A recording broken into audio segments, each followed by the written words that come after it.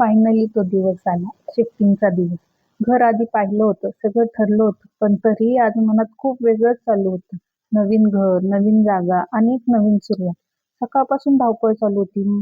सामान आवरणं, काय घ्यायचं, काय राहिलंय ते बघणं.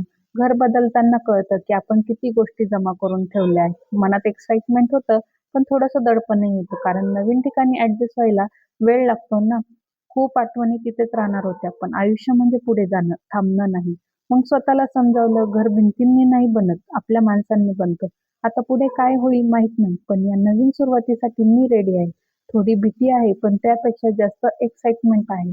त्यामुळे नंतर मी सगळं घर लावून घेतलं आणि स्त्रियांना लागणारच मेन म्हणजे मसाल्याचा डब्बा तयार करून घेतला. लाडू आणला होता, ती पण आपली लक्ष्मीच आहे म्हणून त्याची पूजा करून घेतली. कानाला बोर व्हायला लागलं म्हणून खाली खेळून आणलं आणि असं संपला आमचा दिवस. बाय.